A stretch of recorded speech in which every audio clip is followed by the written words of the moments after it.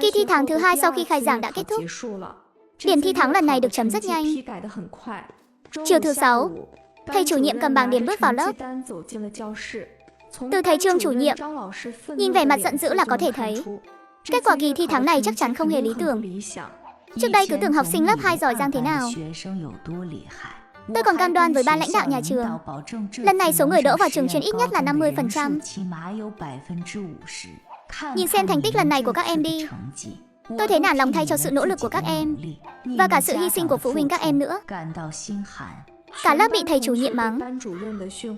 Xấu hổ cúi gằm mặt xuống. Suốt 3 năm qua, hình như đây là lần đầu thấy thầy chủ nhiệm nổi trận lôi đình như vậy.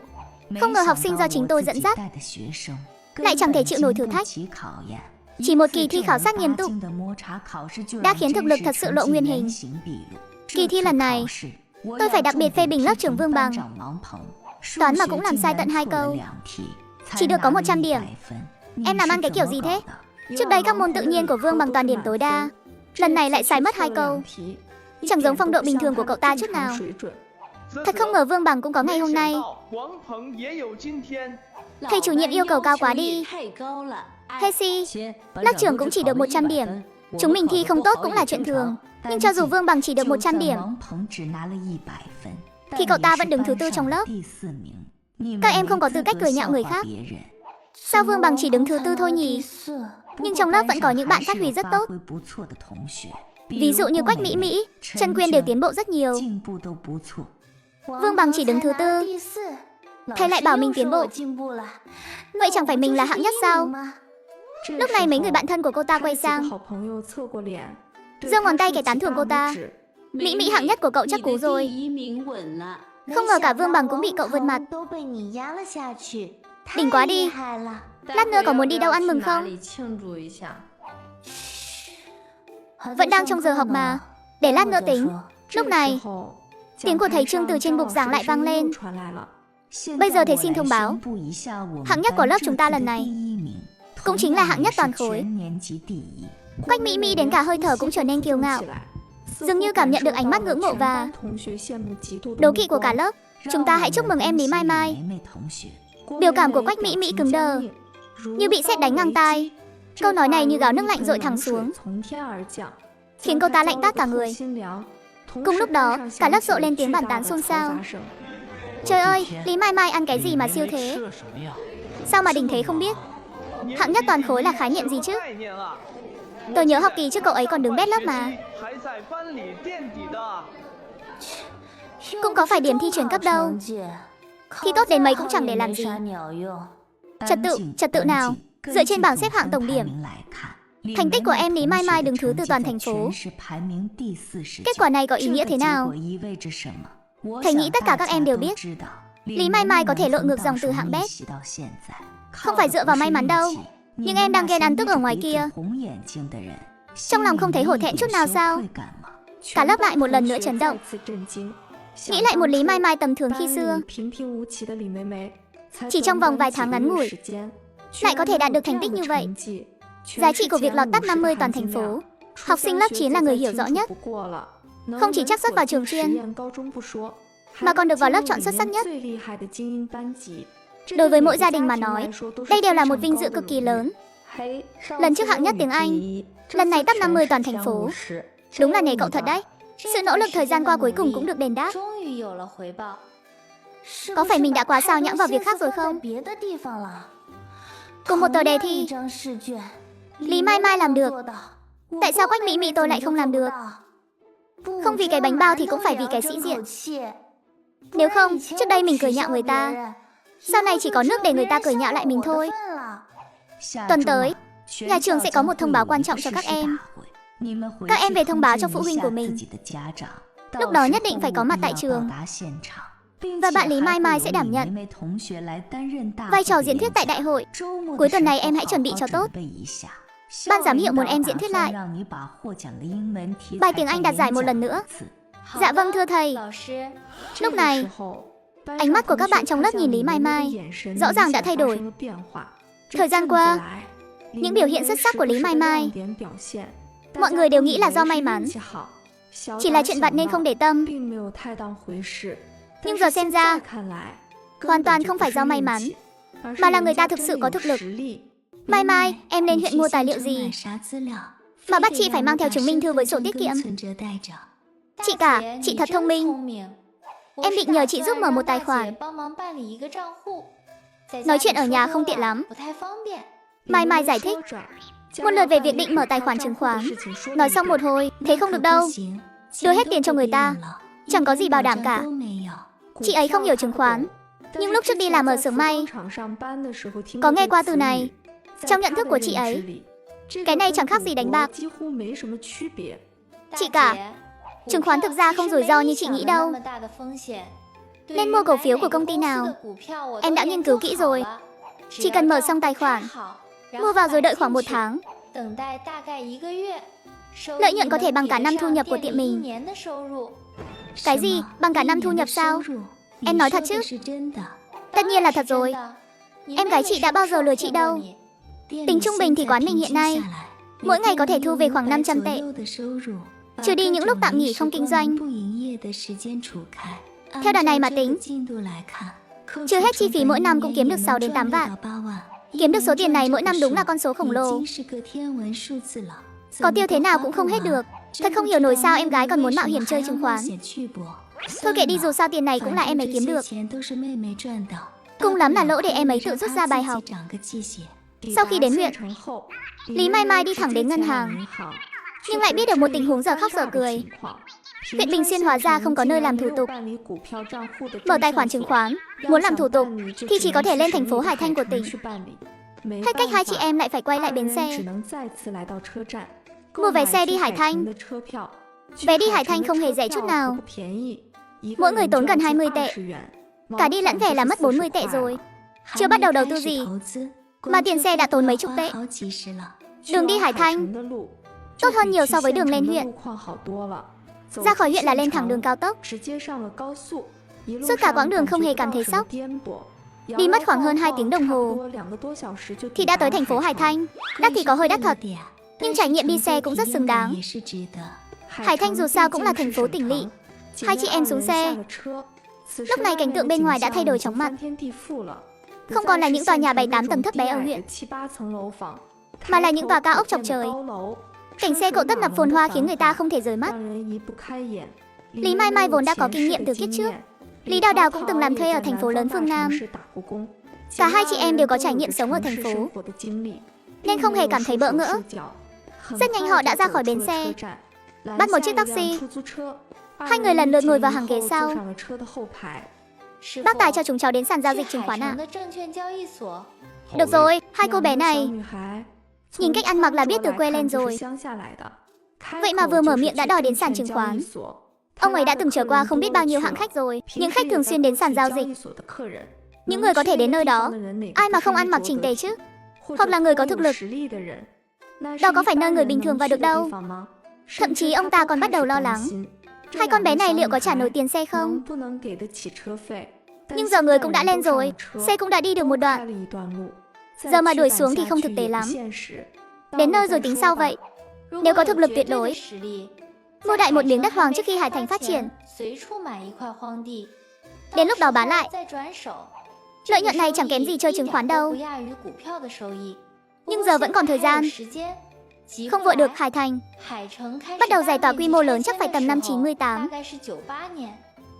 Vẫn còn vài năm nữa. Thời đại này ngoại trừ số ít người bình thường đúng là không có gan để đi gom đất.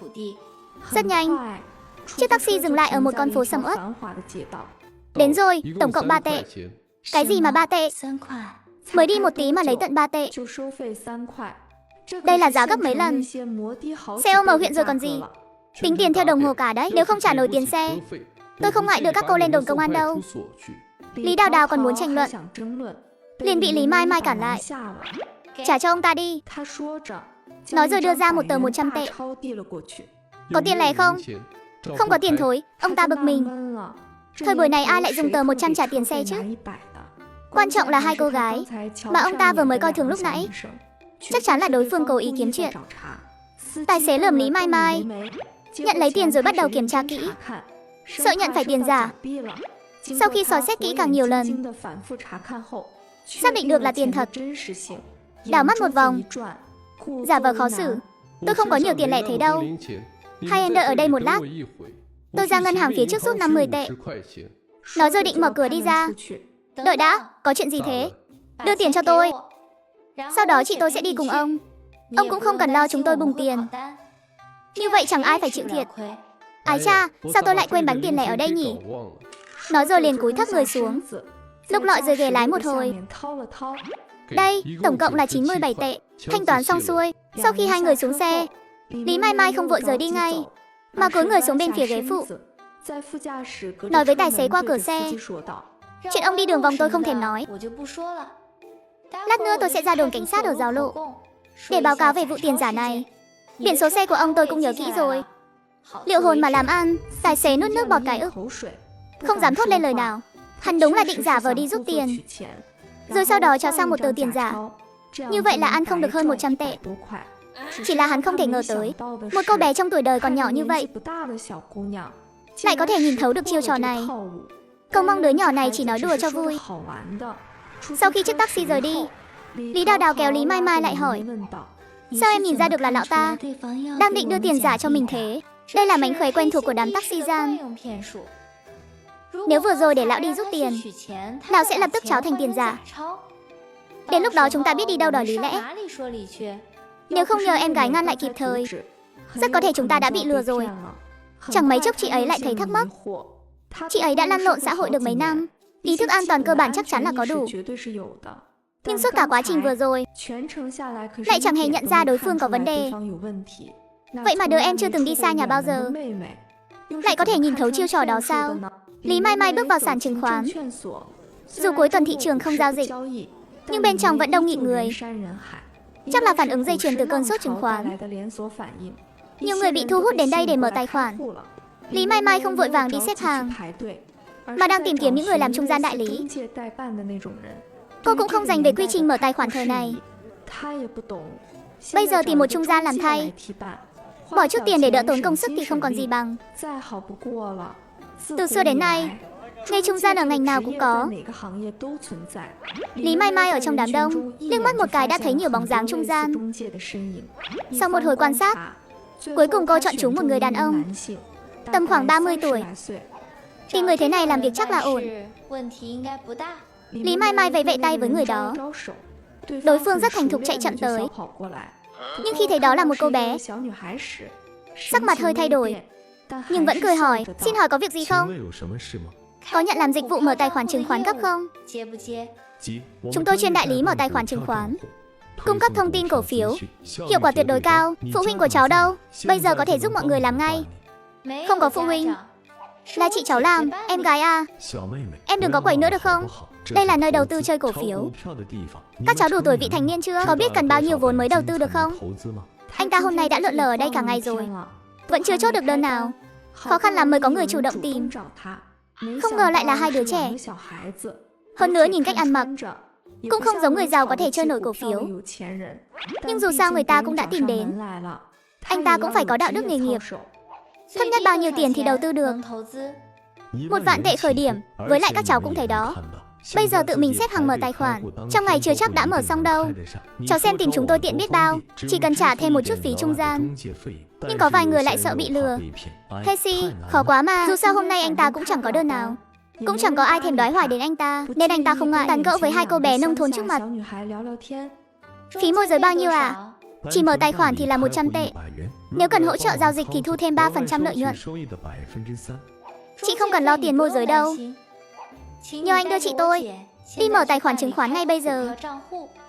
Sau đó chúng tôi sẽ thanh toán phí. Đây chẳng lẽ là mèo mù vờ cà rán sao? Tự nhiên lại nhặt được một khách hàng nhờ có sự hỗ trợ của môi giới. Họ đi đến một văn phòng, tiết kiệm được bao nhiêu thời gian xếp hàng. Đào Đào ngồi xuống và bắt đầu làm thủ tục.